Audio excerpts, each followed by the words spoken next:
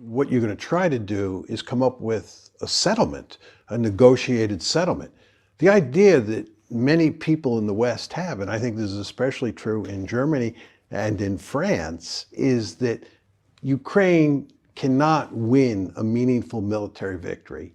And if you arm Ukraine and encourage it to continue fighting, Ukraine will be destroyed. And the best solution for Ukraine is a negotiated settlement. And the best way to get there is not to fuel the fires by giving Ukraine more and more weapons. So I think I think that's what the present German government would like to do. But it's very difficult to do for two reasons. One, American pressure, and two, public opinion in Germany. Many Germans think that what the Russians have done is unacceptable, and that Germany has a responsibility, a moral responsibility, not just a strategic responsibility, but a moral responsibility to support the Ukrainians by arming them. But there's a counter-argument to that, which is that that's not the smart policy, and it's not the best policy for the Ukrainians. That if you arm the Ukrainians, in the end, it's going to do grave damage to the country of Ukraine. Ukraine is going to end up getting destroyed because the West cannot give Ukraine enough arms to allow it to defeat Russia. And as the West arms Ukraine, the Russians will react, and the Russians will end up doing even more damage to Ukraine than has been done already. So that argument says that it is morally wrong to arm the Ukrainians because you're going to lead them down the path to disaster. So you have to figure out in your head what you think is going to happen if you do arm the Ukrainians, or if you don't arm the Ukrainians and pursue a negotiated settlement instead. My argument is it would be better not to arm the Ukrainians and to work to, find some sort of diplomatic solution to this conflict. That would be good for Ukraine. And therefore that is sort of the morally best strategy. In your view. In my view, but of course that's a minority view at this point in time.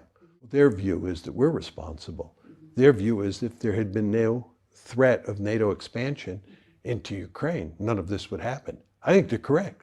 I think if Angela Merkel had prevailed over George W. Bush at the NATO summit in Bucharest in April 2008, if she and Sarkozy had beaten back Bush and we had never moved forward on bringing Ukraine into NATO, that there'd be no war today.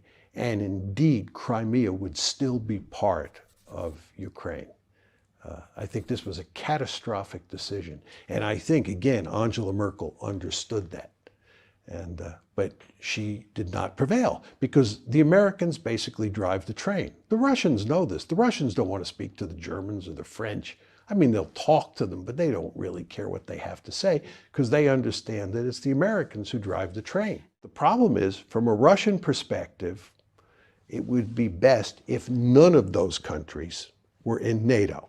The Russians were not powerful enough to stop Romania, Poland, and the Baltic states from getting into NATO. But Ukraine is a different matter. Ukraine is much more important strategically to the Russians, right, than those other countries are. And furthermore, the Russians are now powerful enough to prevent Ukraine from joining NATO. I don't know.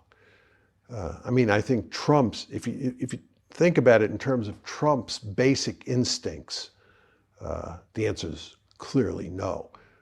First of all, Trump hated NATO, and if he had his way, he would have put an end to NATO. So we're not even talking about NATO expansion, we're just talking about NATO's existence. He didn't like NATO. Furthermore, he was interested in having good relations with Vladimir Putin. He didn't view Putin as a bad guy, so he would not have wanted to antagonize Putin. And finally, he thought the real threat that the United States faced was China. He was obsessed with the China threat, and he wanted to pivot to Asia. So I think that if Trump had been in charge, and Trump had been able to get his way this crisis would not have happened. But I believe Trump would not have gotten his way. I think that Trump was no match for what we call the blob, the foreign policy establishment in the United States. The foreign policy establishment beat Trump back.